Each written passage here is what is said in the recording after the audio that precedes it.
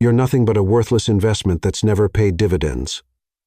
Victor Harrington snarled as he grabbed Lena's wrist so tightly she could feel the bones grinding together beneath his manicured fingers. "My mother was right. I should have married Arabella Voss instead of wasting 3 years on a pathetic charity case like you."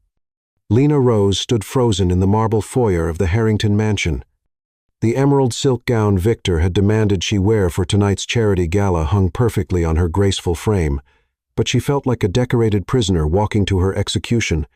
The 25-year-old woman had learned long ago that beauty meant nothing when your soul was slowly dying inside a golden cage. Her grandmother's words echoed in her memory.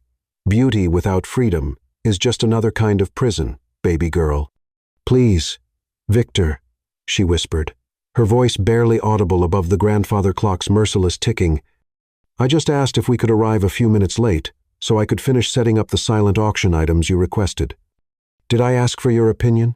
His cold blue eyes flashed with the same cruelty that had become as familiar to her as breathing. Victor Harrington, heir to the Harrington textile fortune, stood 6 feet tall with perfectly styled blonde hair and the kind of aristocratic features that graced magazine covers. To the outside world, he was Charleston's most eligible bachelor who had graciously married a beautiful black woman, proving his progressive values. He was charming at charity galas, thoughtful in business meetings, and beloved by society matrons who praised his generous spirit.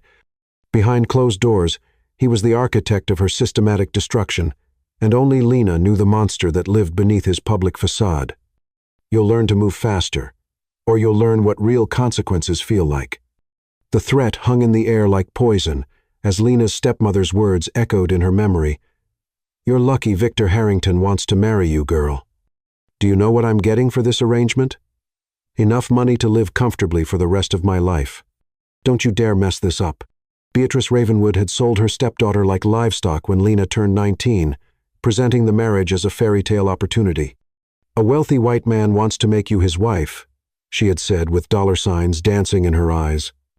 "You'll live in a mansion, wear designer clothes, never want for anything." What Beatrice had failed to mention was that Victor's proposal came with conditions that made Lena more of an employee than a wife. The massive crystal chandelier above them cast fractured rainbows across the imported Italian marble, each shard of light reminding Lena of how broken she felt inside.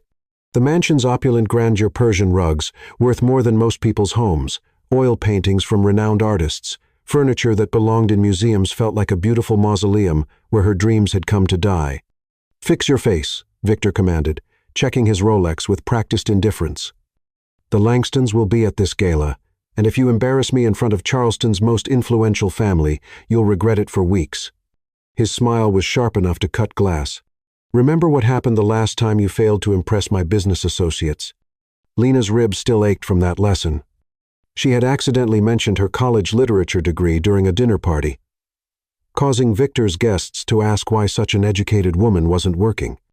Victor's response had been swift and private, a reminder that her only job was to look beautiful, stay silent, and never outshine him intellectually. The sound of expensive heels clicking across marble announced the arrival of Sylvia Harrington, Victor's mother and the unofficial queen of Charleston society. Sylvia stood in the doorway like a perfectly preserved viper, her silver hair sculpted into an elaborate chignon and her pale eyes scanning Lena with undisguised disdain. "Victor, darling, I hope you've reminded your wife about proper behavior tonight," Sylvia said, her voice dripping with cultured venom. The Crestwood family specifically requested that she not discuss politics, current events, or anything requiring actual thought. "We can't have a repeat of last month's disaster." Last month's disaster had been Lena's attempt to contribute to a conversation about education reform. Her thoughtful insights had been met with stunned silence, not because they weren't intelligent, but because Victor's social circle couldn't reconcile her eloquence with their preconceived notions. Victor had spent the entire drive home reminding her that her role was ornamental, not intellectual. "She understands her place," Victor assured his mother while adjusting his platinum cufflinks. "Don't you, Lena?" "Yes," Lena whispered, hating how small her voice sounded in the cavernous space. The word tasted like ashes in her mouth. But she had learned that resistance only prolonged the punishment. Malcolm Harrington emerged from the library, holding a crystal tumbler filled with amber liquid that probably cost more than most people's monthly rent. Victor's older brother possessed the same cruel beauty as his sibling, but where Victor's cruelty was explosive, Malcolm was calculatingly cold. His dark hair was slicked back perfectly, and his gray eyes held the warmth of winter storm clouds. "Mother, you're being too harsh," Malcolm said with mock sympathy. "Lena tries so hard to fit in with civilized society. It's not her fault she was raised in such modest circumstances." The way he said modest made it sound like a disease. Lena closed her eyes for a moment, remembering the small but happy apartment she had shared with her grandmother before the woman died. Grandmother Rose had filled their humble home with love, books, and dreams of a better future. She had saved every penny to send Lena to college, believing education was the key to breaking generational cycles. If she could see Lena now, trapped in luxury but devoid of love, she would weep. "The car is waiting," Victor announced, grabbing his black cashmere coat. "And Lena, remember that tonight's charity auction is raising money for literacy programs. Try not to let the irony of an uneducated woman supporting education become too obvious." The casual cruelty of his words hit her like a physical blow. Lena held a bachelor's degree in English literature from the University of South Carolina, graduating magna cum laude despite working 2 jobs to supplement her scholarship. She had dreamed of becoming a teacher, of inspiring young minds the way her grandmother had inspired her. Instead, she had become a silent decoration in Victor's perfectly orchestrated life. As they walked toward the waiting limousine, Lena caught a glimpse of herself in the hall mirror. The woman staring back was stunning high cheekbones, warm brown eyes that once sparkled with intelligence and humor, full lips that used to smile freely, but there was something indefinably broken about her expression, as if her spirit was slowly being erased.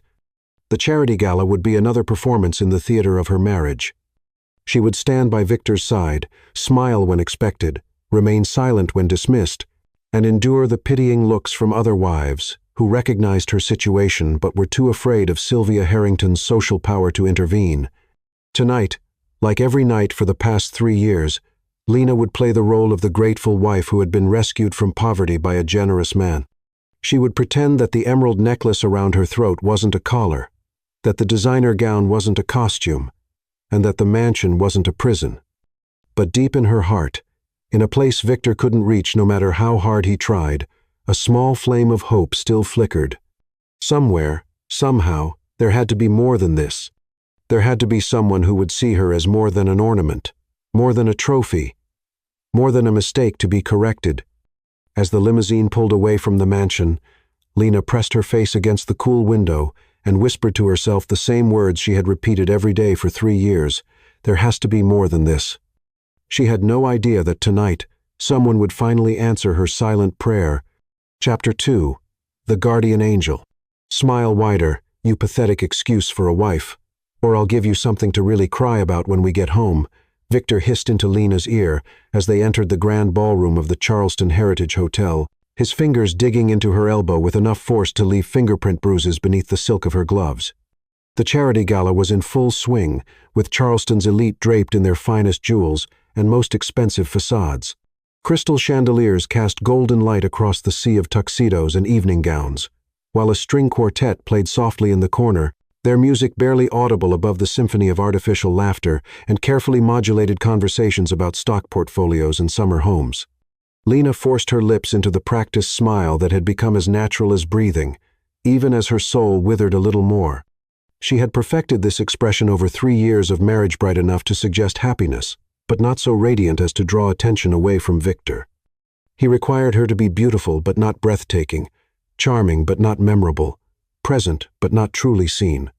"There's Senator Caldwell," Victor murmured, his grip tightening possessively. "Remember, if he asks about your background, you're from a modest family who raised you with proper values. No mention of scholarships, student loans, or that pathetic apartment you grew up in."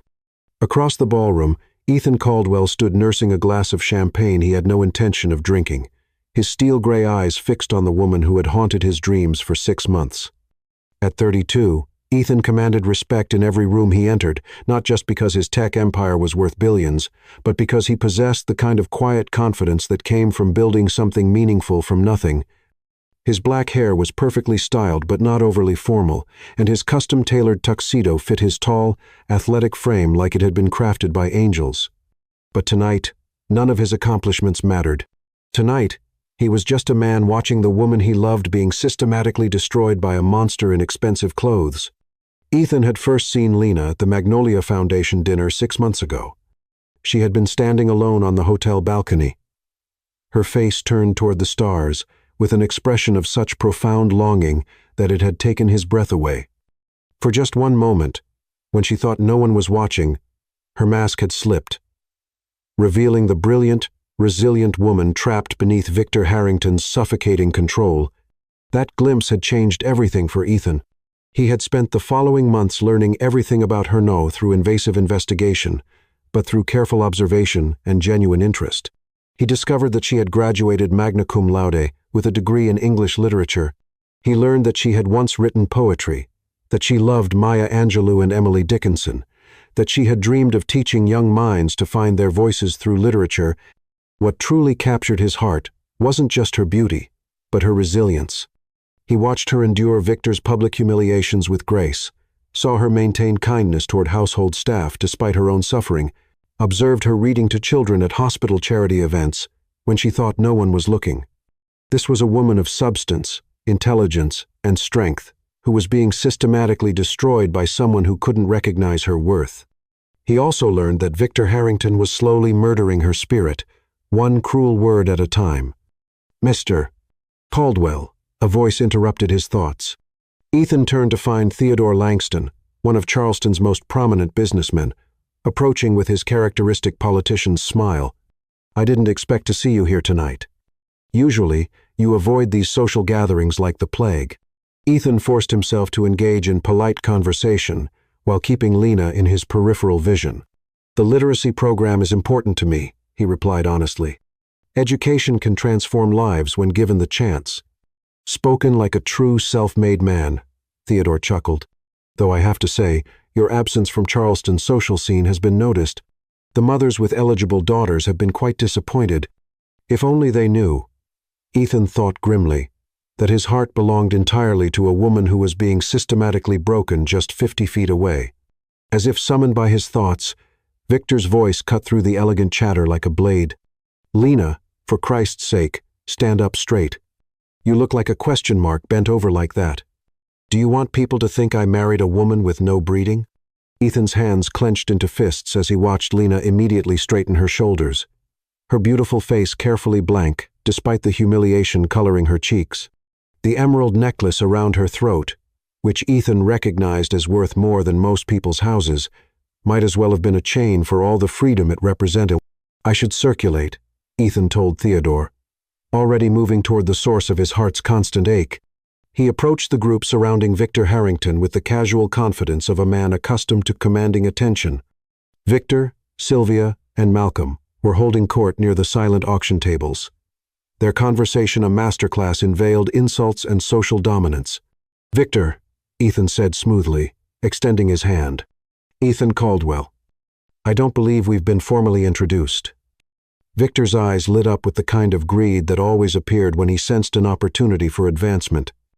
Everyone in Charleston knew Ethan Caldwell, by reputation the tech mogul who had revolutionized data security and made billions in the process. Securing his friendship could open doors that even the Harrington name couldn't budge. "Mr. Caldwell, what an honor," Victor gushed, his entire demeanor shifting into charm mode. "Allow me to introduce my family, my mother, Sylvia Harrington, my brother, Malcolm, and my wife, Lena." Ethan's breath caught as Lena raised her eyes to meet his for the first time up close. She was even more stunning than he had imagined, her warm brown eyes holding depths of intelligence and pain that made his chest tighten with protective fury. When she offered her gloved hand, he took it gently, as if it were made of the finest porcelain. "Mrs. Harrington," he said softly, his voice carrying a warmth that made her eyes widen slightly. "It's a pleasure to meet you." "The pleasure is mine, Mr. Caldwell," she replied in the carefully modulated tone Victor had trained her to use, but Ethan caught the slight tremor in her voice, the way her breath hitched when their skin touched. even through the fabric of her gloves. Lena doesn't say much, Victor interjected with a laugh that held no humor. She's more of a decorative asset than a conversationalist. Beautiful to look at, but not much going on upstairs, if you know what I mean. The insult hit Ethan like a physical blow, and he watched in horror as Lena's face went carefully blank, her shoulders hunching slightly as if trying to make herself smaller. This was clearly a familiar humiliation, delivered with the casual cruelty of long practice. "Actually," Ethan said, his voice carrying just enough edge to make Victor pause, "I find that the most interesting conversations often come from people who choose their words carefully, rather than those who simply enjoy hearing themselves speak." The rebuke was subtle but unmistakable. Sylvia's eyes narrowed dangerously, while Malcolm studied Ethan with newfound interest. Victor's smile became strained, uncertain how to respond to someone who clearly outranked him socially and financially. But it was Lena's reaction that mattered most to Ethan. Her eyes flew to his face, searching for mockery or pity, but finding only genuine respect and something that looked suspiciously like admiration. For just a moment, her carefully constructed mask slipped, revealing a glimpse of the brilliant woman she had been before Victor began systematically destroying her confidence. "Perhaps you'd honor me with a dance later, Mrs. Harrington," Ethan asked, his tone making it clear that he was asking her directly, not seeking Victor's permission. "Oh, Lena doesn't dance," Victor said quickly, his hand moving to her waist in a gesture that looked possessive rather than affectionate. "She's rather clumsy, actually. 2 left feet and all that."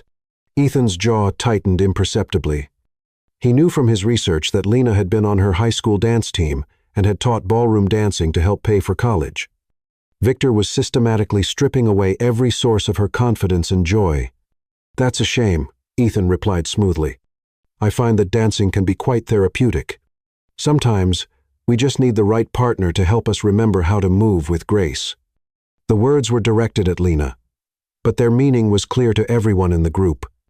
This wasn't just about dancing, it was about finding someone who would treat her as an equal partner rather than a possession to be controlled. As the evening progressed, Ethan found himself making a decision that would have seemed impossible just hours earlier. Watching Victor continue to belittle and diminish the woman he loved, seeing the way Lena grew smaller and more invisible with each casual cruelty, Ethan realized that his billions and his influence meant nothing if he couldn't protect the one person who mattered most. That night, after returning to his penthouse overlooking Charleston Harbor, Ethan sat in his study and made the most important decision of his life. He contacted Nathaniel Whitfield, a former intelligence operative who now ran a discreet consulting firm specializing in identity creation for witness protection programs and high-profile divorces. "I need a bulletproof identity as a domestic servant," Ethan explained during their clandestine meeting. "Someone who can pass the most rigorous background checks that old money families conduct." Within 2 weeks, Nathaniel had crafted Elias Porter, a real person with documented employment history at European estates, verifiable references from families who had been compensated handsomely for their discretion, and even doctored photographs showing Ethan with altered facial hair and different styling. The cover included plastic surgery consultation records, suggesting he had undergone subtle facial modifications after a car accident, explaining any discrepancies if someone thought he looked familiar. If being a billionaire wasn't enough to reach Lena, then he would become whatever he needed to be. He would give up his luxury, his status, his entire public identity if necessary, just to be close enough to protect her from the daily cruelties that were slowly killing her spirit.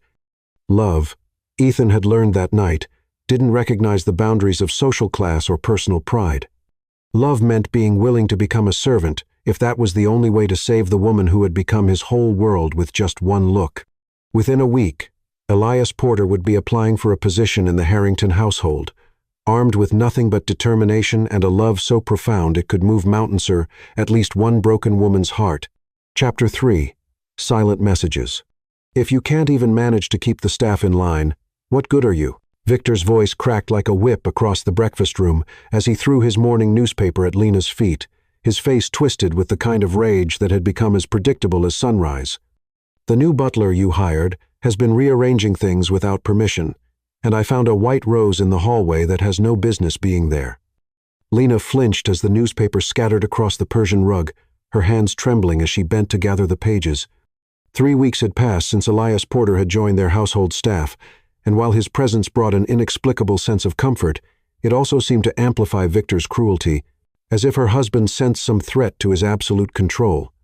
"I'm sorry, Victor," she whispered, her voice barely audible above the grandfather clock's relentless ticking. "I'll speak with him about maintaining proper boundaries." But even as she spoke the words, Lena's heart rebelled against them. The white roses that had been appearing throughout the house weren't intrusions. They were the first beautiful things she had seen in years that weren't tainted by obligation or manipulation. Each morning, she found one perfectly placed where only she would notice beside her favorite reading chair, on the windowsill of the music room where she used to play piano, tucked into the pages of the poetry books she thought no one knew she still treasured. Elias Porter had arrived at the Harrington mansion like an answer to a prayer Lena hadn't dared voice. Tall and dignified, with kind gray eyes and gentle hands, he carried himself with the quiet confidence of someone accustomed to managing the most demanding households. His references were impeccable. He had supposedly served European aristocracy and American old money with equal skill. But there was something different about him that Lena couldn't quite identify. Where other servants in the Harrington household had learned to become invisible, Elias seemed to see everything. When Victor screamed at her for serving his coffee at the wrong temperature, Elias appeared with a perfectly heated replacement before she could apologize. When Sylvia criticized her posture during dinner parties, Lena would later find a book on etiquette with encouraging notes written in elegant handwriting. When Malcolm made cutting remarks about her education, Elias would ensure that the latest issues of literary magazines appeared in her private sitting room.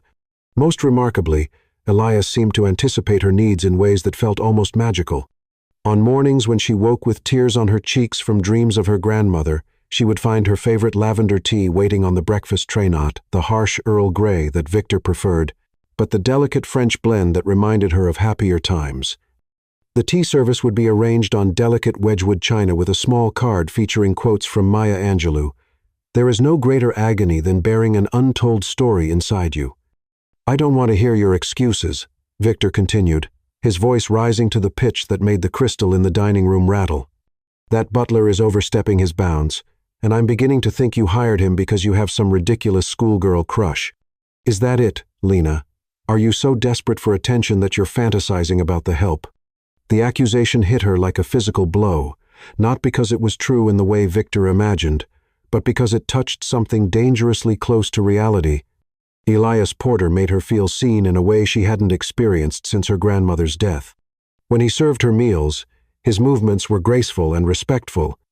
When he opened doors for her, he met her eyes with genuine kindness rather than the calculating assessment she was accustomed to receiving from men. "That's not, I would never," Lena stammered, her cheeks burning with shame and confusion. "Wouldn't you?" Victor's smile was cruel and knowing. "I've seen how you light up when he enters the room. Do you think I'm blind to your pathetic attempts at flirtation? The way you thank him too often, the way you smile when he hands you things." Lena's heart pounded with terror because Victor's observations weren't entirely wrong. She did find herself looking forward to Elias's quiet presence, did feel a flutter of something that might have been hope when he appeared during Victor's worst moments. But it wasn't romantic fantasy that drew her to him. It was the simple recognition of her humanity that he offered without expecting anything in return. "Perhaps I should dismiss him," Victor mused, watching her face carefully for reactions. "Send him packing with no references. See how much you miss your knight in shining armor then."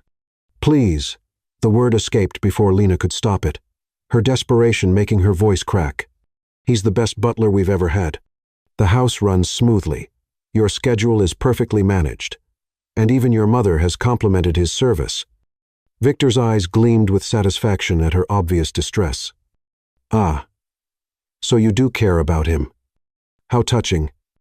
Very well, he can stay, but I'll be watching both of you very closely.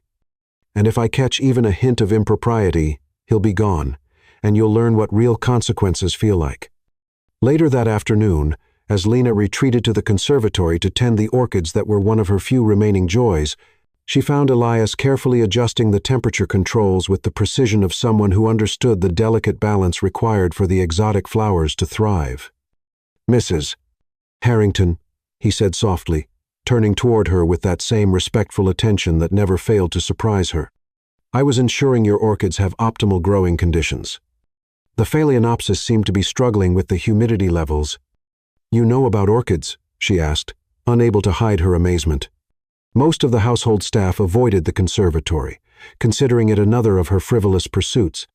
"My grandmother grew them," Elias replied, his voice carrying a warmth that made her chest tighten with unexpected emotion. "She taught me that the most beautiful things in life require patience, consistency, and gentle care. They can't be forced to bloom through harsh words or rough treatment." The parallel wasn't lost on either of them. Lena found herself studying his profile as he checked the soil moisture with practiced hands. There was something almost familiar about the way he moved, as if they had met before in another life where kindness wasn't a luxury she couldn't afford. "Elias," she said hesitantly, then stopped, unsure how to voice the questions that had been building in her heart for weeks. "Yes, ma'am." His tone was professionally respectful, but she caught something warmer underneath. "The roses, the tea, the way the house temperature is always perfect now, the music in the hallways when I'm sad. Why are you doing these things? It's beyond what any employer would expect." For a moment, his careful composure slipped, and she caught a glimpse of something profound in his gray ice pane. Longing, and a depth of feeling that took her breath away. When he spoke, his voice was barely audible above the gentle hum of the conservatory's ventilation system. "Because everyone deserves to be surrounded by beauty. Mrs. Harrington, everyone deserves to feel valued and seen. You bring light into this house simply by existing in it, and that light should be celebrated, not diminished." Tears sprang to her eyes before she could stop them. No one had spoken to her with such gentle reverence in years. The words wrapped around her wounded heart like a healing balm, making her remember what it felt like to be treated as a human being rather than a possession. "I don't understand," she whispered. "Why would you risk your position for someone like me?" Elias stepped closer, close enough that she could see the flecks of silver in his gray eyes, close enough to feel the warmth radiating from his presence. "Because you're not someone like anyone, Mrs. Harrington. You're extraordinary, and anyone with eyes to see would consider it an honor to ensure your happiness." The sound of footsteps in the hallway made them spring apart, but not before Lena saw something in Elias's expression that made her heart race with dangerous possibilities. As Victor's voice echoed through the house, demanding her presence, Elias straightened his shoulders and assumed his professional demeanor. "I should return to my duties," he said formally, but as he passed her, he whispered so softly she almost missed it. "You deserve so much more than this. You're precious beyond measure." That night, as Lena lay in her separate bedroom, listening to Victor's drunken snoring through the adjoining wall, she clutched the Maya Angelou quote Elias had left on her nightstand. "If you don't like something, change it. If you can't change it, change your attitude." For the first time in 3 years, Lena began to wonder if change might actually be possible. Elias Porter had awakened something in her that Victor's cruelty couldn't quite destroy, the faint but growing belief that she might still be worth saving. She fell asleep holding the white rose he had left beside her bedside lamp, its delicate fragrance promising that somewhere in the darkness, someone was watching over her with a love she couldn't yet comprehend but desperately needed to believe existed. Chapter 4. The Breaking Point. "You cursed witch. Everything started falling apart the day I married you." Victor's fist slammed into the mahogany dining table with such force that the crystal wine glasses jumped, sending crimson liquid splashing across the white linen tablecloth, like drops of blood. "My business is ruined. My reputation is destroyed. And it's all because I was stupid enough to tie myself to a worthless piece of trash like you." The federal fraud investigation had been building for months, but this morning's headlines in the Charleston Business Journal had finally exposed the extent of Victor Harrington's financial crimes. Years of embezzlement, tax evasion, and investor fraud were now public knowledge. And the FBI had frozen the company's assets pending a full audit. The Harrington textile empire that had stood for 4 generations was crumbling, and Victor needed someone to blame for his own greed and stupidity. Lena stood frozen beside the sideboard, where she had been arranging fresh flowers for tonight's dinner party, a gathering of potential investors that Victor desperately hoped might save his sinking empire. Her hands trembled as she held the crystal vase, every instinct screaming at her to run while his rage was still contained to words rather than fists. "I'm sorry this is happening," she whispered, her voice barely audible above the storm of his fury. Maybe we should cancel tonight's dinner." "Cancel?" Victor's laugh was sharp and bitter. "Do you have any idea what's at stake here? Senator Caldwell is coming tonight, along with the Crestwood family and Theodore Langston. These people could save everything, and you want me to cancel because you're too weak to handle a little pressure?" The irony wasn't lost on Lena, that Victor's salvation depended on the same social connections he had spent years preventing her from cultivating. She had watched him systematically isolate her from potential friendships, dismiss her insights during conversations, and reduce her to a silent ornament at gatherings where her intelligence might have actually impressed the very people he now needed to charm. Sylvia Harrington swept into the dining room like an avenging angel, her silver hair perfectly coiffed despite the family crisis, and her cold blue eyes blazing with righteous indignation. Behind her followed Malcolm, his usually immaculate appearance showing signs of strain, his tie slightly askew, his eyes rimmed with red from too little sleep and too much whiskey. "Victor, I've just spoken with our attorneys," Sylvia announced, her voice carrying the authority of someone accustomed to commanding attention. "The situation is worse than we thought. The investigation has expanded to include money laundering charges, and they're talking about RICO violations." Malcolm nodded grimly, loosening his tie with the gesture of a man watching his world collapse. "Our legal team says we need to prepare for the possibility of criminal charges, asset forfeiture, prison time, the whole nightmare scenario." "This is all your fault." Victor whirled on Lena with such sudden violence that she stepped backward, her hip hitting the sideboard hard enough to bruise. "I should have listened to Mother from the beginning. I should have married Arabella Voss and stayed within our own social circle instead of trying to be progressive by marrying some charity case." "Victor, please," Lena began, but his hand struck her cheek with a sound like a gunshot, sending her stumbling against the wall. "Don't you dare speak," he roared, his face flushed with alcohol and rage. "You've brought nothing but bad luck to this family from the day you walked through our door. My business was thriving before I married you. My reputation was spotless. My future was secure. The accusation was as absurd as it was cruel." Lena had never been involved in Victor's business dealings beyond playing the dutiful wife at company functions. She had no access to his accounts, no knowledge of his illegal activities, no involvement in the decisions that had led to his downfall. But Victor needed someone to blame, and she was the most convenient target. "Perhaps," Sylvia said coldly, her eyes fixed on Lena with undisguised hatred. "It's time to consider cutting our losses. A divorce might actually help your image, Victor. Show the public that you're willing to make hard choices to distance yourself from unsavory associations." The suggestion hung in the air like poison gas. Lena felt the blood drain from her face as she realized that Sylvia wasn't just talking about ending a marriage. She was talking about destroying Lena's entire life. Without Victor's financial support, she would have nothing, no money, no home, no family to turn to. Beatrice Ravenwood had made it clear years ago that Lena was dead to her if the marriage failed.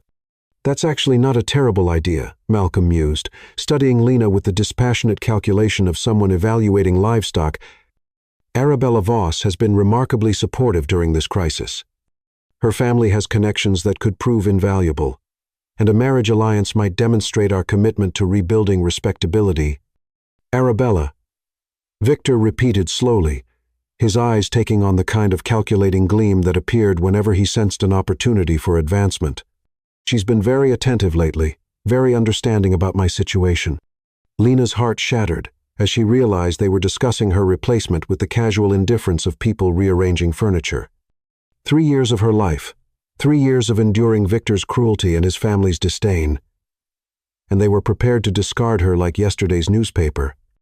The sound of approaching footsteps announced the arrival of Elias Porter, carrying a silver tray with coffee service for the family meeting.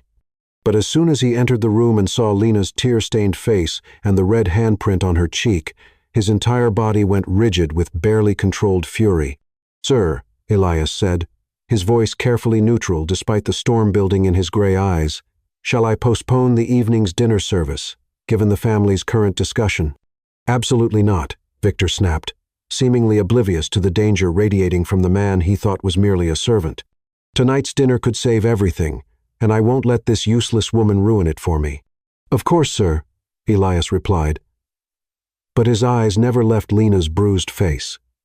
"Perhaps Mrs. Harrington would benefit from some ice for her cheek. I could prepare a compress. She'll be fine, Victor interrupted harshly. A little reminder of her place might actually improve her behavior tonight. The guests began arriving at 7 o'clock sharp, their expensive cars pulling up to the mansion's circular drive, while Lena stood in the receiving line with makeup, carefully applied to hide the worst of the bruising. Senator Caldwell and his wife, the Crestwood family, Theodore Langston, and several other influential figures gathered in the formal dining room, their conversations carefully avoiding any mention of the scandal that dominated Charleston's gossip circles. Lena moved through the evening like a ghost, serving wine, ensuring plates were cleared efficiently, and maintaining the perfect smile that had become as natural as breathing. But underneath her composed exterior, something fundamental was breaking apart, like a dam finally succumbing to years of pressure. The final crack came during the main course, as Victor was explaining his restructuring plans to Senator Caldwell. Lena was refilling wine glasses when her trembling hands betrayed her, sending Bordeaux streaming across the contract documents Victor had laid out for the senator's review. The silence that followed was deafening, every face at the table turning toward Lena with expressions ranging from embarrassment to horror, while Victor's face cycled through several shades of purple before settling on a white-hot rage that he barely contained beneath his public mask. "How clumsy of me," Victor said with a strained laugh. His voice carefully modulated for their guests, even as his eyes promised retribution. "Darling, perhaps you should retire for the evening. You seem unwell." The dismissal was delivered with such false concern that their guests murmured sympathetic agreement, but Lena could see the violence barely leashed behind Victor's society smile. She knew that once their guests departed, she would pay dearly for this humiliation. "Actually," Victor continued, his voice carrying the finality of a judge's gavel, "this evening has made something very clear to me. I believe it's time for some significant changes in our domestic arrangements." After the guests had departed in uncomfortable silence, Victor's carefully maintained facade exploded into the fury she had expected. "You worthless, clumsy piece of garbage," he roared, his fist connecting with her face in the privacy of their home. "I want a divorce. I refuse to be dragged down by this pathetic excuse for a woman any longer." The words echoed in the sudden silence like bullets finding their target. Lena looked around the table at faces that carefully avoided meeting her eyes.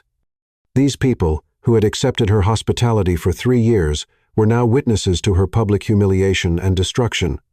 But it was the sight of Elias Porter standing in the doorway, his hands clenched into fists and his entire body shaking with rage, that finally gave her the strength to move. Without a word, she walked out of the dining room, climbed the stairs to her bedroom, and began packing the few possessions that truly belonged to her. An hour later, she walked out of the Harrington mansion, carrying only a small suitcase and her grandmother's worn copy of Maya Angelou's poems.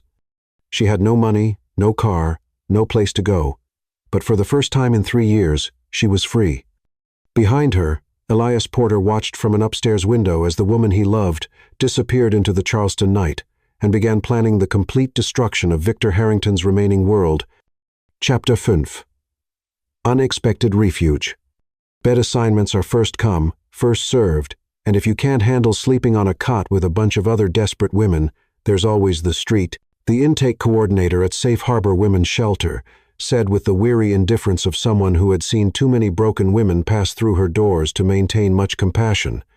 "Lights out at 10 o'clock, breakfast at 6 o'clock, and if you're not clean and sober, you're gone."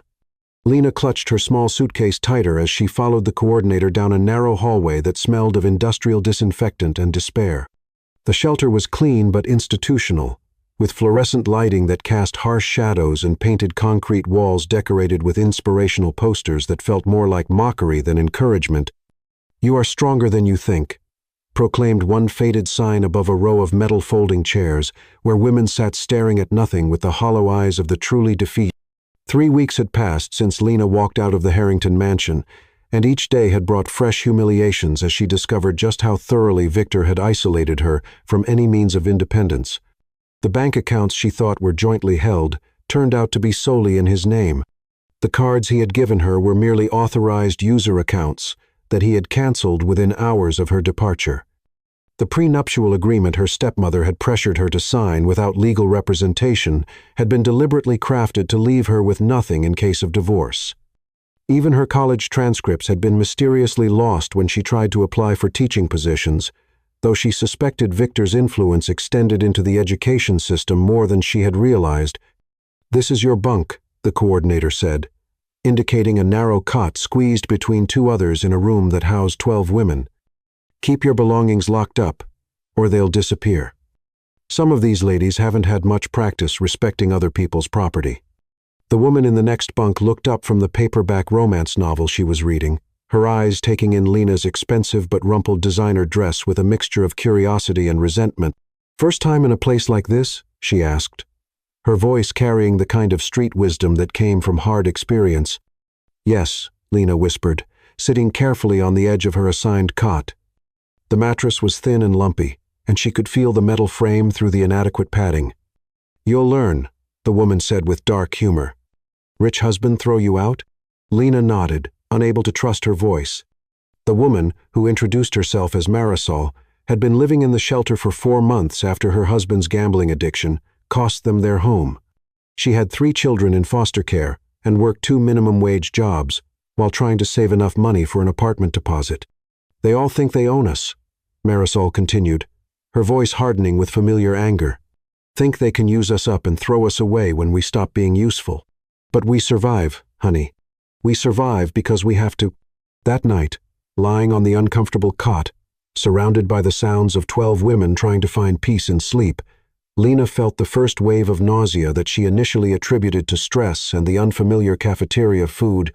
But as the days passed and the morning sickness became more pronounced, a terrifying possibility began to form in her mind. She had been so focused on surviving Victor's emotional abuse that she hadn't paid attention to the subtle changes in her body, the exhaustion she had blamed on stress, the sensitivity to certain smells, the way her clothes had been feeling slightly tighter, all symptoms she had ignored in the chaos of her marriage's collapse. When she finally worked up the courage to buy a pregnancy test from the corner pharmacy, with the few dollars she had earned helping other shelter residents fill out job applications, the 2 pink lines appeared immediately, confirming her worst fears. She was pregnant, alone, homeless, and completely dependent on a system designed for temporary crisis management rather than long-term support. The public health clinic, where she went for confirmation, was another study in institutional efficiency over compassion. Fluorescent lights hummed overhead as she sat in a waiting room filled with other women whose circumstances ranged from teenage pregnancy to elderly women, seeking basic health care they couldn't afford elsewhere. "Mrs. Harrington." The nurse's voice carried a slight note of confusion as she read the name from Lena's identification. "The doctor will see you now." Dr. Amara Khalil was a young woman with kind eyes and gentle hands who seemed genuinely concerned about Lena's welfare. As she confirmed the pregnancy and began discussing prenatal care options, Lena found herself breaking down completely, sobbing with a desperation that surprised even her. "I don't know what I'm going to do," Lena whispered through her tears. "I have no money, no home, no family to help me. The baby's father, he's not a good man. He won't want anything to do with this child." Dr. Amara Khalil handed her a box of tissues and sat quietly while Lena composed herself. "There are resources available," she said gently. "Programs for pregnant women, assistance with housing and medical care. You don't have to face this alone." "I need to know how far along I am," Lena said, wiping her eyes. "I need to understand what I'm dealing with." The ultrasound appointment was scheduled for the following week at Charleston General Hospital. Lena took the bus across town, her stomach churning with anxiety as she tried to prepare herself for whatever she might discover. The radiology department was busy, with patients coming and going, and she felt invisible among the crowds of people dealing with their own medical concerns. "Mrs. Harrington," the ultrasound technician called, a middle-aged woman with a no-nonsense manner who had clearly performed thousands of these procedures. "Let's take a look and see what we're working with." The gel was cold against Lena's skin as the technician moved the transducer across her abdomen, studying the images that appeared on the monitor with professional concentration. Suddenly, her expression changed, and she leaned forward with renewed interest. "Well, this is interesting," the technician murmured, adjusting the equipment to get a better view. "Congratulations, Mrs. Harrington, you're having twins." The words hit Lena like a physical blow. Twins. 2 babies. Double the responsibility, double the expense, double the challenge of raising children as a single mother with no resources. She stared at the monitor, where 2 tiny forms were visible, their hearts beating in steady rhythms that seemed impossibly fast. "Are they?" she began, then stopped, unsure how to voice her questions. "Both appear healthy and developing normally," the technician said kindly, recognizing the fear in Lena's voice. "You're about 12 weeks along, which puts your due date in early spring. And from what I can see, they're both girls. Twin daughters." As she lay on the examination table, staring at the images of her unborn children, Lena felt a complex mixture of terror and wonder. These babies were innocent victims of Victor's cruelty, conceived during one of his rare moments of physical attention that had been more about dominance than love. But they were also hers, part of her, deserving of a life free from the poison that had infected her marriage. As she left the radiology department, clutching the ultrasound photos in her trembling hands, Lena felt overwhelmed by the magnitude of her situation. Twin daughters. The words echoed in her mind as she walked through the hospital corridors toward the exit. Later that evening, while researching prenatal care options on the shelter's shared computer, she discovered something that made her blood run cold. A gossip blog post from 3 weeks ago showed Victor at a charity event, laughing with Arabella Voss and boasting to reporters, "I'm finally free to marry someone who can actually contribute to the family legacy. My ex-wife would have wanted sons anyway. Daughters are just expensive disappointments that drain resources from real family building." The casual cruelty of his words, the dismissive way he spoke about the children he didn't even know existed, crystallized something hard and determined in Lena's chest. These babies would never know their biological father's rejection. They would never be made to feel like burdens or disappointments.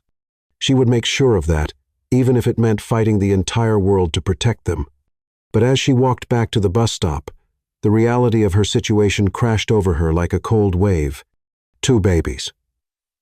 No money. No home. No support system. The shelter would only let her stay for another month, and after that, she would be truly homeless with 2 newborns to protect. That evening, as she sat in the shelter's common area, trying to process the day's revelations, a volunteer approached her. "Mrs. Harrington, there's someone here to see you." Lena looked up in confusion. "I'm not expecting anyone. He says he used to work for your family. Elias Porter." Lena's heart stopped. Elias had somehow found her, but he looked different, somehow more polished, more authoritative, wearing clothes that suggested wealth rather than service. When he spoke, his voice carried the same kindness she remembered from the Harrington mansion, but there was something else now, a confidence that seemed almost familiar. "Mrs. Harrington," he said softly, his gray eyes filled with concern. "My name is Ethan Caldwell. I think it's time we had an honest conversation." As Lena stared at the man who had been her protector in disguise, she realized that her world was about to change again. But this time, perhaps for the better. The twins kicked gently in her womb, as if sensing that their future had just taken an unexpected turn towards something that might actually resemble hope. Chapter 6. The Protector Revealed. "You must think I'm some kind of pathetic fool, believing that a billionaire would actually care about a homeless, pregnant woman who can't even figure out how she ended up in this mess." Lena's voice cracked with exhaustion and disbelief as she stared at the man she had known as Elias Porter, her mind struggling to reconcile the gentle servant with the powerful figure now standing before her in the shelter's dingy common room. Ethan Caldwell felt his heart shatter at the pain in her voice, at the way she had learned to expect cruelty even from kindness. 3 weeks of watching her from a distance as she navigated the shelter system, 3 weeks of fighting every instinct to swoop in and rescue her, had nearly destroyed his self-control. But he had waited because he needed her to see him as her choice, not her savior. "Lena," he said softly, using her first name for the first time, and the intimacy of it made her breath catch, but also triggered a flash of panic. "May I sit with you? I have so much to explain, and I need you to understand that everything I'm about to tell you comes from a place of love, not pity." She gestured weakly to the plastic chair beside her, her hands unconsciously moving to protect her still, small belly where her daughters were growing. The distinction mattered because Victor had made it clear that he wanted nothing to do with children who weren't sons. But even as she tried to process Ethan's revelation, her trauma responses kicked in the hypervigilance, the constant scanning for danger, the assumption that kindness would eventually be weaponized against her. "I don't understand," she whispered, her voice shaking. "Why would someone like you? I'm nobody. I'm broken. I'm carrying another man's children, and I have nothing to offer you except problems." "Stop," Ethan said gently but firmly. "Those are Victor's lies speaking, not your truth. Recovery from abuse isn't linear, and I know you might not be able to believe what I'm telling you right now, but I'll wait as long as it takes for you to see yourself the way I see you. I've been Ethan Caldwell for 32 years, he began, his voice gentle but steady. I built my company from nothing, made my billions through technology and determination. I could have anything money can buy, go anywhere in the world, meet anyone I want to meet."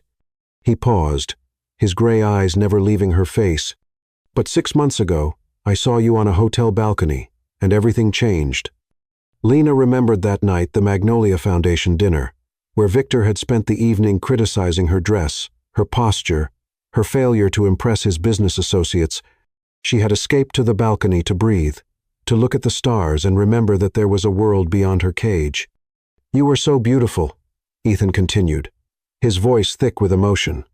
"But it wasn't just your beauty that captured me. It was the way you stood there, looking up at the stars with such longing, such hope, despite everything you were enduring. I knew in that moment that I was looking at the woman I wanted to spend my life with." "That's impossible," Lena whispered, shaking her head. "You don't know me. You don't know what I am, what I've done, how I've failed."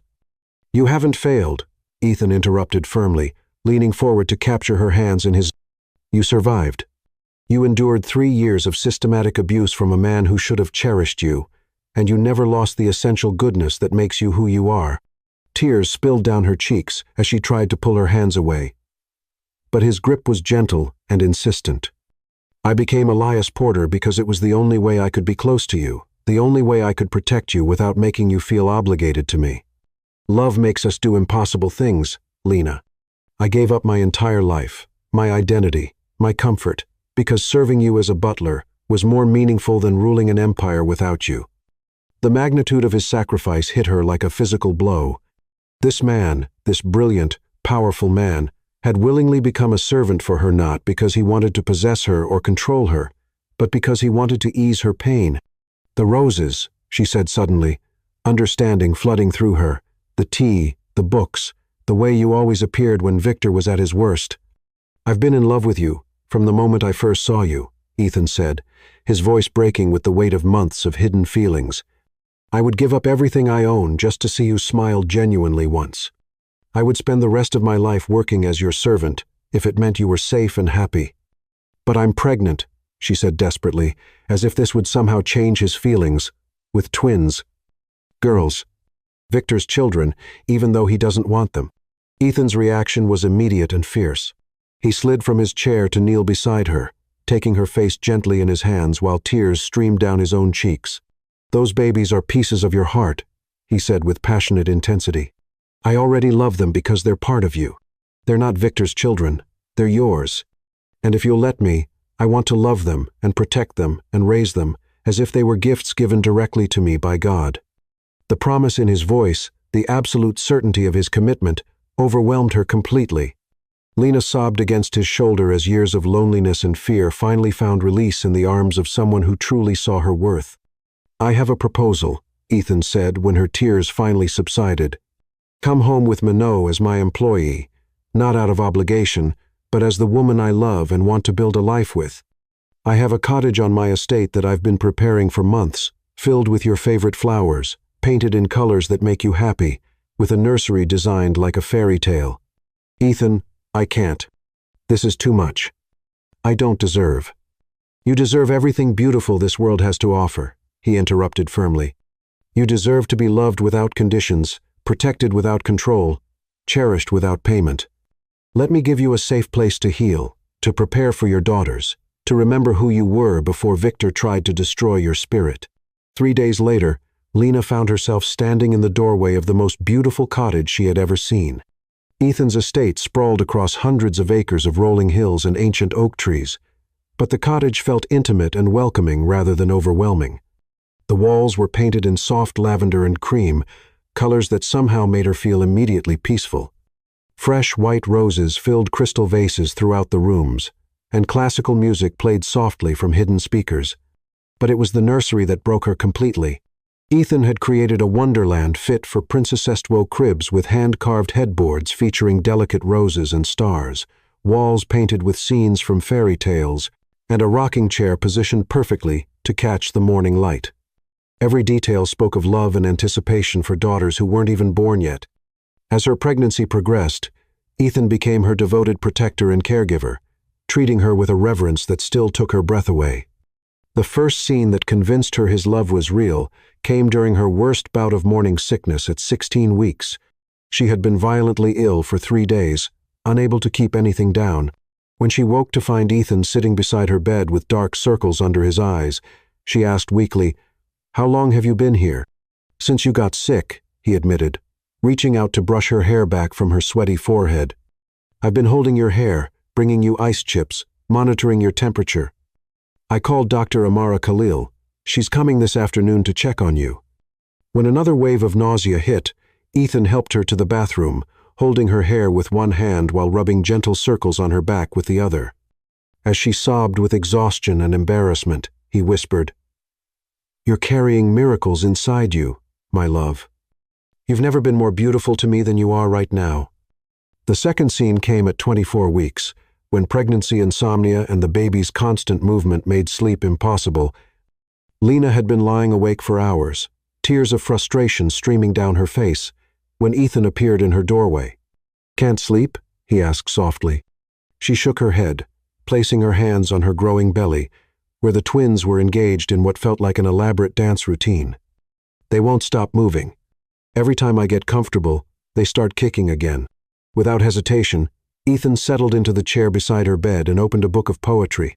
For the next 4 hours, he read to her in his deep, soothing voice, Maya Angelou, Emily Dickinson, Elizabeth Barrett Browning, while massaging her swollen feet and singing gentle lullabies that seemed to calm the babies through her belly. She finally fell asleep to the sound of his voice, promising her daughters that they were already so loved. The third scene, the one that convinced her beyond all doubt that this man's love was real and permanent, came at 32 weeks, when the weight of her situation finally crushed her spirit. She had been reading online forums about single motherhood, calculating the costs of raising twins, when panic overwhelmed her completely. "Nobody wants me or these babies," she sobbed when Ethan found her collapsed on the nursery floor. Victor was right. "I'm worthless. I can't even take care of myself. How am I supposed to take care of 2 children? They'd be better off without me." Ethan immediately dropped to his knees beside her, gathering her into his arms with infinite tenderness. Through his own tears, he said, "I want you more than my next breath, Lena. These babies are pieces of your heart, and I already love them fiercely because they're part of you. You 3 are my whole world, my purpose, my everything. I will spend the rest of my life proving that you are wanted, treasured, and absolutely essential to my happiness." That night, as he helped her into bed and kissed her forehead with the reverence of a man worshipping at an altar, Lena finally began to believe that love, real, sacrificial, transformative love, might actually exist. The twins kicked gently against her ribs, as if they could sense their mother's growing peace and the presence of the man who had already chosen to be their father. Chapter 7.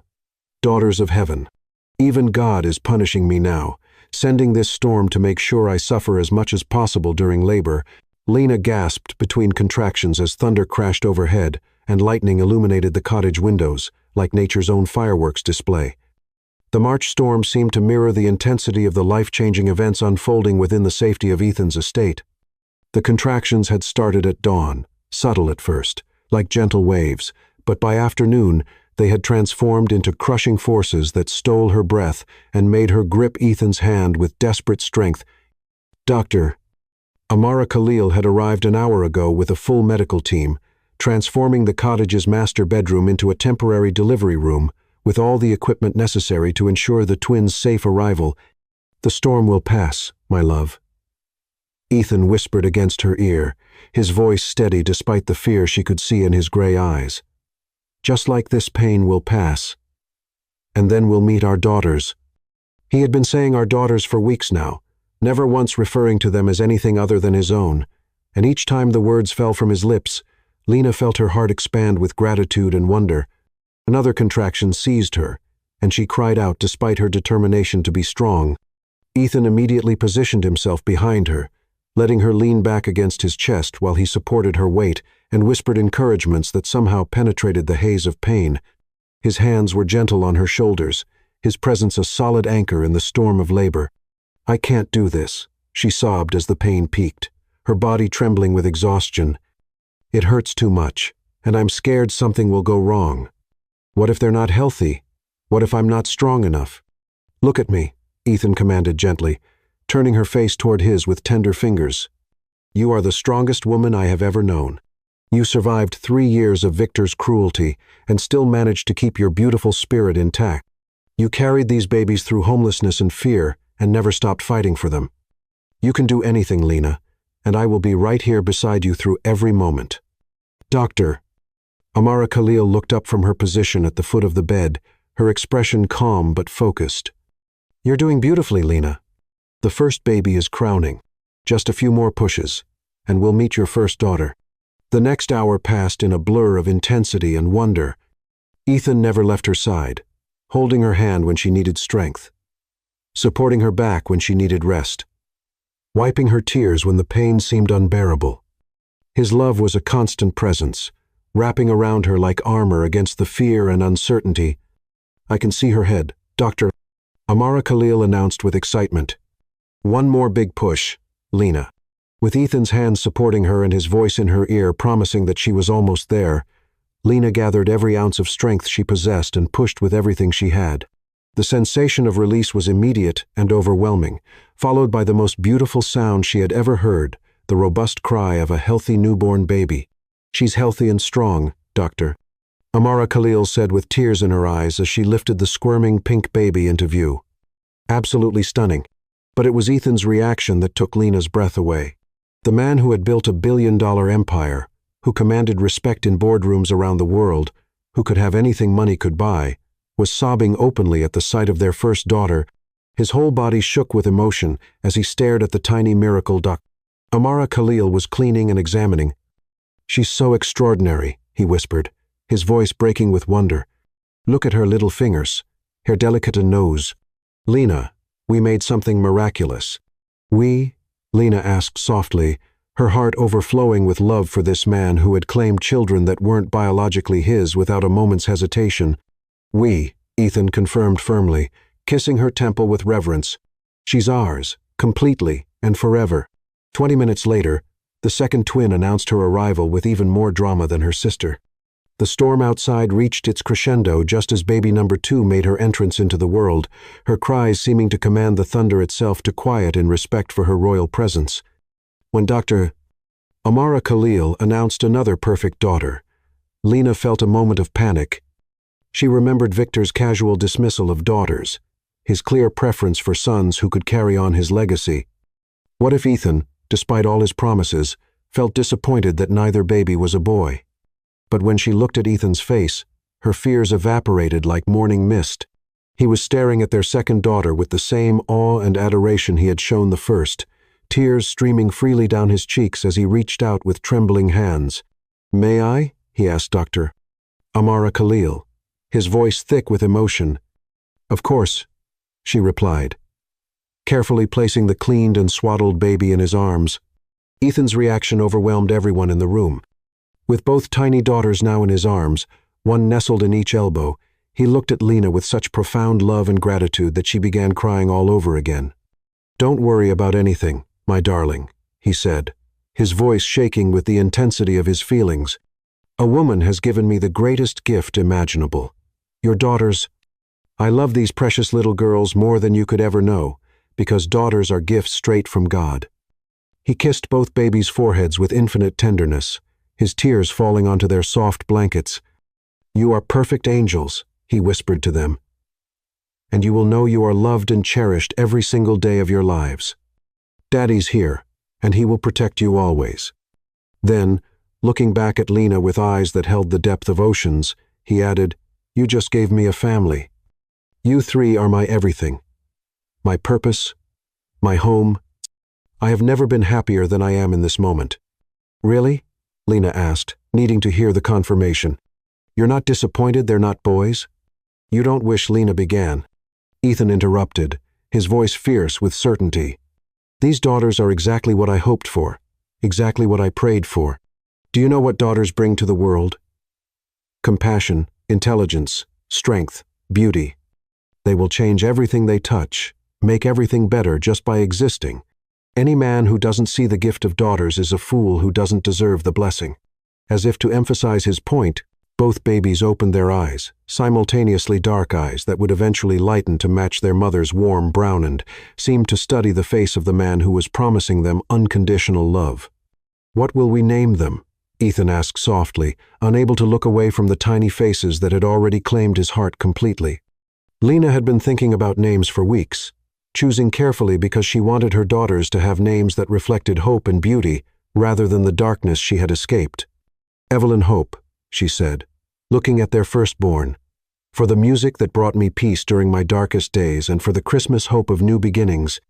"It's perfect," Ethan agreed, his finger gently tracing Evelyn's tiny cheek.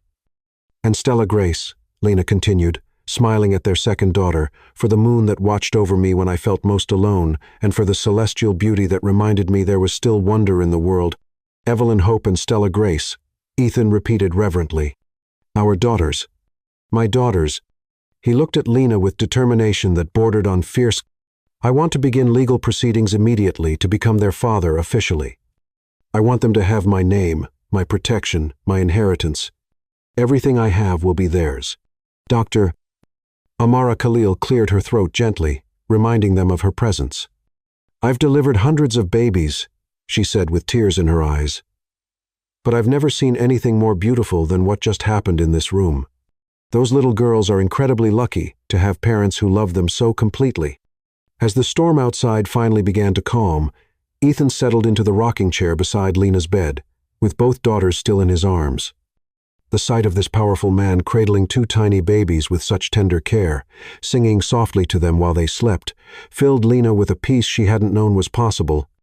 "Thank you," she whispered, though the words felt inadequate for the magnitude of what he had given her. "Thank you," Ethan replied, his eyes never leaving the faces of their sleeping daughters, "for trusting me with your heart, for sharing these miracles with me, for making me a father. I will spend every day of my life proving worthy of this gift." Outside, the storm clouds were breaking apart to reveal the first stars of evening, as if heaven itself was celebrating the arrival of Evelyn Hope and Stella Grace Caldwell, two little girls who would grow up knowing they were wanted, treasured, and loved beyond measure by the man who had chosen to be their father from the very first moment he held them in his arms. Chapter 8. The Reckoning Begins. Those children are my ticket back to relevance, and I'll be damned if I let some tech billionaire raise my daughters when they could be worth millions in child support and inheritance claims.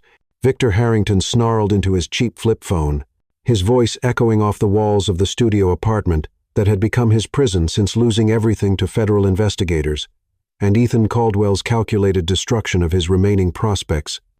Victor's obsession with the twins had nothing to do with fatherly love and everything to do with financial desperation and wounded pride.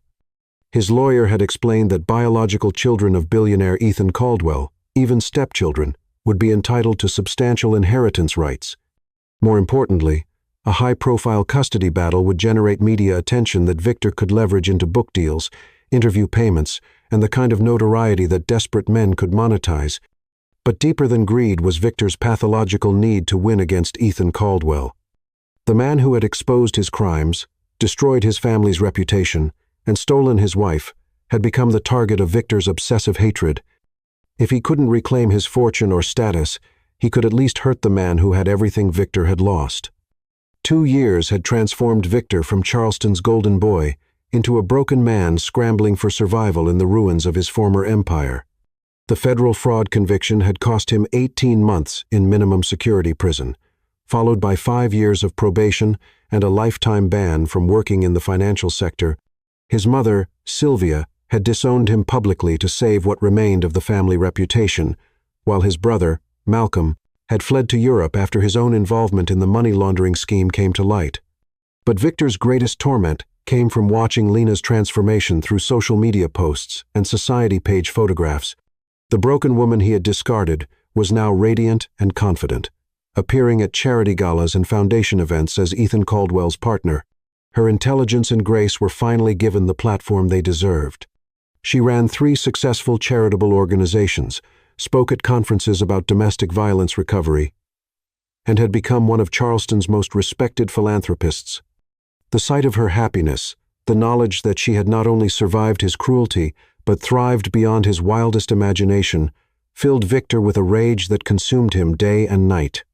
He had expected her to come crawling back within months, desperate and broken, ready to accept any scraps of affection he might offer. Instead, she had found someone who valued her worth and built a life that made his former existence look pathetic by comparison. Mr. Harrington, his court-appointed lawyer said with barely concealed distaste, pursuing custody of children you've never met is an expensive proposition, and frankly, your chances of success are minimal, given your criminal record and complete absence from their lives. I don't care about the odds, Victor snapped, pacing the cramped space between his fold-out couch and kitchenette. Those are my biological daughters, which gives me rights, and Ethan Caldwell has enough money to make fighting me worth my while. He'll pay whatever it takes to avoid a custody battle, especially once I start talking to the media about how he stole my wife and children. The truth was far different from Victor's delusional narrative. Through careful investigation, he had discovered that Lena was raising twin daughters who would be turning 2 years old next month, daughters born exactly 9 months after he had last touched his wife in a moment of drunken aggression that he barely remembered. The timing was perfect for his purposes, even though he felt nothing but resentment toward children he had never wanted in the first place. Meanwhile, 50 miles away, in the sanctuary of Ethan's estate, Lena was experiencing the kind of happiness she had never believed possible. The woman who had once walked on eggshells around Victor's volatile moods now laughed freely as she chased 2 toddlers through the garden Ethan had planted specifically for their enjoyment. Evelyn and Stella, now walking and beginning to form words, had never known anything but unconditional love and security. "Daddy!" Evelyn squealed with delight as Ethan emerged from his home office, where he had been conducting business calls. At 2 years old, she was already showing signs of her mother's intelligence and her father's determination, while Stella possessed an artistic temperament that found beauty in everything around her. "There are my princesses," Ethan said, sweeping both girls into his arms with the practiced ease of a devoted father. "Have you been helping Mommy with the flower garden?" "Flowers," Stella exclaimed, pointing toward the rose bushes that Ethan had expanded each year, creating a rainbow of colors that bloomed from spring through fall. The garden had become Lena's sanctuary, a place where she could nurture growing things while healing from years of emotional abuse. "Ethan," Lena said softly, approaching with a legal document that had arrived that morning via certified mail, "we need to talk." The custody petition was a masterpiece of legal manipulation, filed by Victor's attorney in a jurisdiction known for favoring biological parents, regardless of circumstances. The document painted Victor as a reformed man seeking to establish a relationship with daughters he had only recently learned existed, while subtly implying that Ethan's wealth might not provide the stable family environment that traditional 2-parent households offered. "He's claiming he never knew about the twins," Lena said, her voice shaking with anger and fear. "Says I hid the pregnancy from him and denied him the opportunity to be a father. He wants joint custody, child support, and visitation rights." Ethan's reaction was swift and decisive. Within hours, he had assembled a legal team that included the best family law attorneys in the Southeast, private investigators with experience in exposing fraudulent custody claims, and media specialists who understood how to control narrative in high-profile cases. Victor Harrington made a fundamental error in judgment. Ethan told his lead attorney during their strategy session, "He assumed I would pay him to go away quietly. Instead, I'm going to destroy him so completely that he'll regret ever speaking our daughters' names." The counterattack began immediately and was more devastating than Victor could have imagined. Ethan's investigators uncovered documented evidence of every incident of domestic violence during Lena's marriage, including hospital records, photographs of injuries, and testimony from household staff who had witnessed Victor's abuse. They also discovered that Victor's financial crimes extended far beyond what federal prosecutors had proven, involving offshore accounts and money laundering schemes that had never been fully investigated. But Ethan's response went beyond legal maneuvering. Using his business connections and considerable influence within the tech industry, he ensured that Victor's attempts to rebuild his life met with obstacles. Through discreet communications with his network of business associates, word spread that Victor Harrington was an unreliable partner with a history of fraud. While Ethan's influence accelerated Victor's isolation, much of the damage came from Victor's own actions. His criminal record was public, his business reputation genuinely destroyed by his own choices. And his abrasive personality had burned bridges long before Ethan entered the picture. The investigation into Sylvia and Malcolm Harrington revealed a web of corruption that had been hidden for decades. Sylvia's charitable foundation, which she had used to maintain her social standing, was exposed as a front for tax evasion and money laundering. The revelation that Charleston's grand dame of society had been stealing from children's charities sent shockwaves through the elite circles she had dominated for 30 years. Malcolm's European exile came to an abrupt end when Interpol issued warrants for his arrest on international financial fraud charges. The evidence Ethan's team provided to authorities painted a picture of a criminal enterprise that had operated with impunity for generations, protected by social status and carefully cultivated political connections. The media coverage was relentless and devastating. Victor's custody petition became the subject of investigative journalism that exposed every detail of his abuse toward Lena, his criminal conviction, and his current circumstances. The man who had once been featured on society pages was now the subject of true crime documentaries about domestic violence and financial fraud. Mr. Harrington, his lawyer said during their final meeting, "I strongly advise you to withdraw the custody petition. Mr. Caldwell has evidence that could result in additional criminal charges being filed against you. Your chances of gaining any form of custody are zero, and continuing this fight will only bring more scrutiny to activities you probably don't want investigated." Victor's response was to fire his lawyer and attempt to represent himself, a decision that proved to be his final mistake. During the custody hearing, Lena testified about the systematic abuse she had endured, while Ethan's legal team presented evidence that painted Victor as a dangerous man who had shown no interest in his biological children until he saw an opportunity for financial gain. The judge's ruling was swift and unequivocal. Victor's parental rights were terminated completely, citing his criminal record, history of domestic violence, and clear lack of genuine interest in the children's welfare.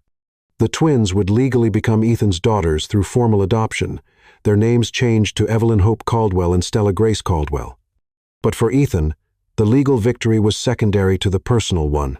As they left the courthouse, with their 18-month-old daughters playing happily in their stroller, completely unaware of the threat that had been neutralized, he realized that Victor's greatest punishment wasn't financial ruin or social exile. It was knowing that he had lost the chance to be part of something beautiful, something real, something that money couldn't buy. "It's over," Lena whispered, finally allowing herself to believe that Victor could never hurt their family again. "No," Ethan replied, watching Evelyn and Stella chase butterflies in the courthouse garden while Lena's face glowed with relief and happiness. "It's just beginning. The best parts of our story are still ahead of us." That evening, as they tucked their daughters into the cribs Ethan had built with his own hands, both parents understood that they had won more than a legal battle. They had won the right to build a family based on love rather than obligation, choice rather than circumstance, and hope rather than fear. Chapter 9. Love Unguarded. Stop lying to yourself about what this is. He doesn't love you. He just pities you, and the moment he gets tired of playing house with a broken woman and her bastard children, he'll discard you just like Victor did. The cruel voice in Lena's mind whispered as she watched Ethan patiently teaching 3-year-old Evelyn how to build a sandcastle in their backyard sandbox, his expensive business shirt rolled up to his elbows and his face glowing with genuine joy at their daughter's delighted laughter. 6 months had passed since the custody battle's resolution, and Lena had spent every day fighting the internal war between her growing love for Ethan and her terror that she was somehow taking advantage of his kindness. Victor's final cruelty lived on in the doubts he had planted in her mind, the insidious belief that she was fundamentally unworthy of real love. that any man who claimed to care for her was either lying or would eventually discover his mistake.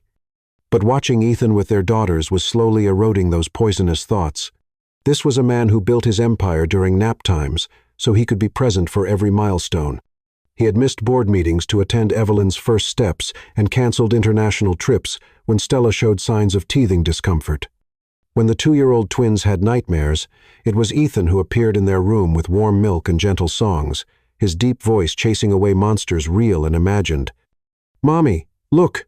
Evelyn called out, pointing to the elaborate sandcastle structure that was taking shape under Ethan's patient guidance. "Daddy says it's big enough for princesses." "It's beautiful, sweetheart," Lena replied, her heart clenching with the familiar mixture of wonder and fear that accompanied every moment of happiness in this new life. The twins had never known Ethan as anything other than their father. They had no memory of the shelter, no awareness that he wasn't their biological parent, no understanding that their family had been born from tragedy and transformation. Stella walked over from her position near the flower garden, her small hands filled with the white roses that still appeared mysteriously throughout the estate. At 2 years old, she was developing into an artist like her mother, seeing beauty in shadows and light that others missed. She had Ethan's patience and Lena's sensitivity, combined with a creativity that manifested in everything from finger paintings to elaborate block constructions. "Daddy, flowers for Castle," Stella announced with the serious concentration of a 2-year-old on a mission, offering her treasure to Ethan with the solemnity of a diplomat presenting state gifts. "Perfect, Stella Star," Ethan said, using the pet name that never failed to make their youngest daughter giggle. "Every castle needs beautiful flowers. You have excellent artistic sense." As Lena watched this scene, her daughters, playing with the man who had chosen to love them without condition, their laughter mixing with the sound of birds in the ancient oak tree, felt something shift fundamentally in her chest. The realization hit her like lightning. She wasn't just grateful to Ethan Caldwell, she was deeply, completely, hopelessly in love with him. The knowledge terrified her more than Victor's worst rages ever had. Love with Victor had meant pain and humiliation, a transaction where her worth was constantly evaluated and found wanting. But what she felt for Ethan was entirely different, a deep, abiding affection that had grown from friendship and respect into something as essential as breathing. It was the difference between being owned and being cherished, between performing for approval and being accepted completely. Even now, 18 months after Victor's final cruelty, she still had flashbacks during thunderstorms, flinched when voices were raised, and caught herself apologizing for things that weren't her fault. But Ethan had never once shown impatience with her healing process, never made her feel weak for needing time to trust again. His love was patient and steady, creating space for her to recover at her own pace. She loved the way he made coffee in the morning, humming softly while he prepared breakfast for their family. She loved how he listened when she spoke about her dreams for expanding their charitable work, his questions thoughtful and encouraging rather than dismissive. She loved watching him read bedtime stories with different voices for each character, his dramatic interpretations making Evelyn and Stella collapse with giggles. Most of all, she loved the man he was when no one was watching, patient with telemarketers, kind to delivery drivers, generous with employees who made mistakes. His goodness wasn't performed for her benefit. It was simply who he was, as natural as his breathing. That evening, after the twins had been bathed and tucked into their beds with the elaborate bedtime ritual that included story time, lullabies, and individual conversations about their day, Lena found herself standing in the doorway of the nursery, watching Ethan arrange Stella's stuffed animals in precisely the order she preferred. "You don't have to do that," she said softly. "You've had a long day with the board meeting and conference calls. There's nothing I'd rather be doing," Ethan replied, his voice carrying the sincerity that had become as familiar as her own heartbeat. "This is the best part of my day, being here with you and the girls. This is when I feel most like myself." He straightened Stella's favorite pink blanket, a soft throw that had been a gift from Dr. Amara Khalil, and checked that the nightlight was positioned to cast comforting shadows rather than scary ones. Every movement spoke of practiced love, of a man who had learned his daughter's needs through devoted attention rather than obligation. "Ethan," Lena said, stepping into the room. "Can we talk?" Something in her tone made him look up sharply, his gray eyes immediately searching her face for signs of distress. "Of course. Is everything all right? Did something happen today?" They moved to the garden swing he had built for her during her pregnancy, a two-person bench suspended from the strongest oak tree on the property, positioned to catch both sunrise and sunset.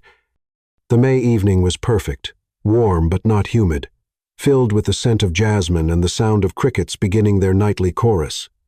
"I need to tell you something," Lena began, her hands twisting in her lap as she struggled to find words for feelings too big for language.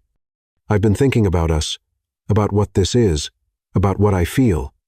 Ethan went very still beside her, and she could sense him holding his breath.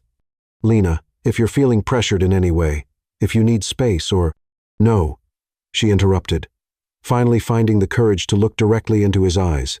"That's not what I mean. Ethan, I love you not because you saved me, not because you've given me and the girls a home, not out of gratitude or obligation. I love you because you showed me what my heart was created for." The words hung between them like a bridge she had finally crossed. Ethan's face went through a series of emotions: surprise, wonder, hope, and finally a joy so profound it took her breath away. "Lena," he whispered, his voice rough with emotion, "I've been desperately in love with you since the moment I saw you, but I was terrified you'd feel obligated to love me back. I wanted to earn your heart, not buy it with security or comfort." "You did earn it," she said firmly, reaching for his hands. "Every day, with every kindness, every moment of patience with the girls, every time you've treated me like someone worth cherishing rather than someone worth fixing. You earned my love by being the man you are when no one's watching, when there's nothing to gain except the satisfaction of doing right." They sat in silence for a moment, both processing the magnitude of what had just been spoken aloud. Then Ethan slipped from the swing to kneel on one knee in front of her, and Lena's heart began racing with a mixture of hope and disbelief. "I've been carrying something for months," he said, reaching into his pocket to withdraw a small velvet box. "Not an expensive diamond meant to impress, but something I hoped would mean more." When he opened the box, Lena gasped. Inside was her grandmother's ring, the simple gold band with a modest pearl that Grandmother Rose had worn for 60 years of marriage. The ring Beatrice Ravenwood had sold along with everything else when she'd liquidated the estate. "How did you?" she began, tears already streaming down her cheeks. "I tracked it down through auction records and private collectors," Ethan said, his own voice thick with emotion. "It took 8 months and more money than the ring is worth monetarily, but I knew what it would mean to you, your grandmother's love story, her belief in lasting commitment. I wanted that to be part of our beginning." He took her left hand gently in his thumb tracing over her knuckles with reverence. "Lena Rose, will you let me love you and our daughters for the rest of my life? Will you marry me not because I can provide for you, but because you believe we can build something extraordinary together, because you trust me with your heart the same way I've trusted you with mine?" "Yes," she whispered, then louder, with the conviction of a woman finally free to choose her own destiny. "Yes, yes, absolutely yes." As Ethan slipped the pearl ring onto her finger, it fit perfectly, as if her grandmother's blessing was reaching across time to sanctify this moment. Lena felt the last chains of her past finally fall away. She was no longer Victor's victim or even Ethan's rescued charity case. She was simply a woman choosing to love and be loved, building a future based on hope rather than fear.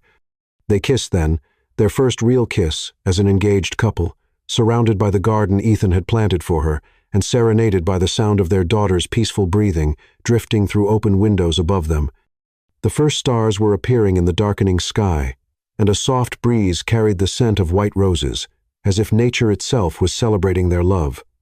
"I love you," Lena whispered against his lips, the words coming easier now that she had given herself permission to feel them fully. "I love you too," Ethan replied, holding her close as if she were the most precious thing in his world, which she finally understood she truly was. "Forever and always. My heart. Forever and always." Chapter 10. Forever begins now. Even on what should be the happiest day of her pathetic life, she'll never escape the truth that she's nothing but damaged goods that nobody really wanted until a billionaire needed a charity project. Victor muttered bitterly as he watched news coverage of the wedding on the television in his one-room apartment. The society pages he had once graced now featured the woman he had discarded and the man who had destroyed him. The irony wasn't lost on him that Ethan Caldwell owned half the commercial properties in Charleston County, including the construction company where Victor had finally found work cleaning porta-potties and hauling debris. His criminal record and bankruptcy had limited his employment options to the most menial labor, and in a city dominated by old-money families who remembered his disgrace, even those opportunities were scarce. From his position emptying trash cans, he could see the elaborate preparations for what Charleston society was calling the wedding of the decade. White silk pavilions had been erected throughout Ethan's gardens, their elegant curves complementing the natural beauty of the rose gardens that had grown more spectacular each year. Thousands of white flowers created a fairyland setting, while string quartet musicians rehearsed beneath ancient oak trees that had witnessed centuries of human joy and sorrow. Everything was perfect, beautiful, and completely beyond Victor's reach or understanding. Inside the estate's main house, Lena stood before a full-length mirror in the bridal suite Ethan had specially prepared for this day. The woman looking back at her was radiant in a way that had nothing to do with the exquisite lace gown or the professional styling. At 29, she had finally grown into the confidence and grace that Victor had spent 3 years trying to destroy. "You look like a queen, Mommy," Evelyn said solemnly from her position on the velvet chaise, where she was carefully holding her flower girl bouquet. At 4 years old, she possessed a vocabulary that impressed adults and a protective instinct toward her mother that sometimes made Lena's heart ache with love.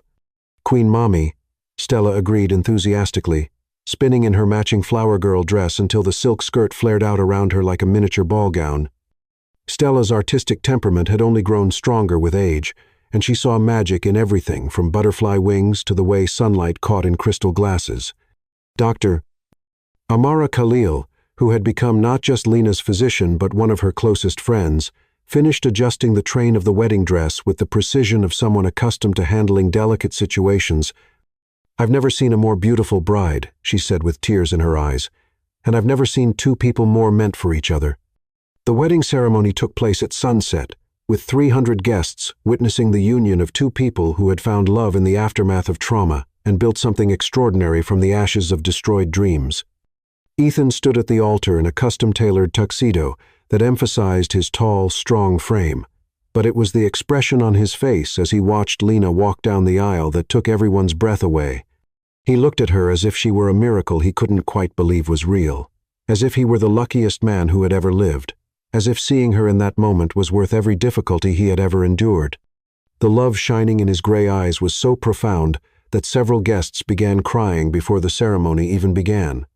Evelyn and Stella, now steady on their feet at 2.5 years old, served as flower girls in matching white dresses with tiny embroidered hearts that Ethan had personally designed. When they reached the altar, both girls took their places beside their parents with the confidence of children who had never doubted their place in the world. Ethan's vows brought the entire assembly to tears. "Lena, you taught me that love isn't about what I can give you, but about becoming the man worthy of your heart. You took a broken billionaire who thought success meant accumulating wealth and showed him that true richness comes from sharing your life with someone who sees your soul. You are my miracle, my purpose, my home. I promise to love you not just in the easy moments, but in the difficult ones. I promise to see you not as you were, but as you are becoming.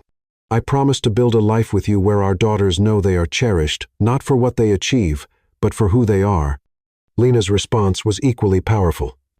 "Ethan, you saved Minot by rescuing me from my circumstances, but by showing me who I could become when someone believed in my worth.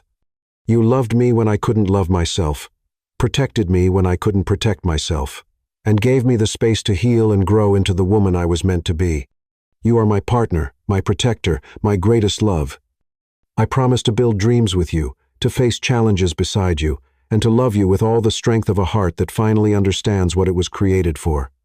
When the minister pronounced them husband and wife, Ethan's kiss was tender and reverent, a promise sealed in front of witnesses who understood they were seeing something rare and precious. Evelyn and Stella clapped enthusiastically, their laughter mixing with the sound of champagne corks popping and congratulations flowing from friends who had watched this love story unfold over years of patience and devotion. The reception continued late into the evening, with dancing under the stars and toasts that celebrated not just the marriage, but the family that had been forged through choice rather than circumstance. Ethan's first dance with his new wife was followed by father-daughter dances with Evelyn and Stella, both girls standing on his feet, while he waltzed them around the dance floor with the solemnity of a man honoring princesses. The years that followed their wedding became a testament to the healing power of unconditional love. 5 years later, the Caldwell family had become legendary in Charleston for their devotion to each other and their community impact. Lena's transformation from victim to advocate had inspired thousands of women to believe that escape and healing were possible. But it was in the quiet moments of daily life that their love story truly shone. Every morning, Ethan still left handwritten notes for Lena, expressing his love and gratitude for another day together. He had never missed a school performance, ballet recital, or parent-teacher conference, running his billion-dollar empire around the schedule of 2 little girls who called him Daddy and meant it with every fiber of their beings. Evelyn, now 7.5 years old, was developing into a natural leader with her mother's intelligence and her father's determination. She excelled in school, showed remarkable empathy for children who were struggling, and had already announced her intention to become a lawyer who helps people like Mommy used to need help. Stella, equally brilliant but artistically inclined, filled their home with paintings, sculptures, and elaborate stories that revealed a creativity inherited from generations of women who had found beauty in difficult circumstances. She had Ethan's patience and Lena's sensitivity, combined with an ability to see magic in the ordinary world that reminded adults to look more carefully at the wonders around them. On a crisp October evening, as autumn painted the estate's trees in shades of gold and crimson, the family gathered on their porch swing for the daily ritual that had become sacred to all of them. Ethan sat with Lena curled against his side, while Evelyn and Stella snuggled against their parents, everyone watching the sunset paint the sky in impossible colors. "Tell us the story, Daddy," Stella requested, her voice carrying the drowsy contentment of a child who had never known fear or uncertainty. "Which story, Stella Star?" Ethan asked, though he already knew the answer. "The story about how you and Mommy found each other," Evelyn said seriously, "the one about true love that's stronger than everything bad." As Ethan began the familiar tale, carefully edited for young ears but true in all the ways that mattered, Lena spotted a figure in the distance. Victor Harrington was walking slowly along the public road that bordered their property, his shoulders bent with the weight of choices that had cost him everything meaningful. He had become a cautionary tale in Charleston circles, a reminder that cruelty and selfishness ultimately destroyed the person who practiced them. But Lena felt no anger as she watched him disappear into the gathering darkness. Victor's greatest punishment wasn't poverty or social exile. It was knowing that he had lost the chance to be part of something beautiful, something real, something that money couldn't buy and power couldn't control. And they lived happily ever after, Ethan concluded, kissing the top of Stella's head while Evelyn nestled deeper into her mother's embrace. "Really happily ever after?" Evelyn asked, needing the reassurance that some stories truly did have perfect endings. "Really, truly, forever happily ever after," Lena answered, her voice soft but certain as she looked into Ethan's eyes, seeing the love that had carried them through darkness into light. The stars above them twinkled like promises kept, and the gentle breeze carried the scent of white roses, as if the garden itself was celebrating a love that had triumphed over every obstacle. For Lena, Ethan, Evelyn, and Stella, forever had begun, and it was more beautiful than any story could ever tell.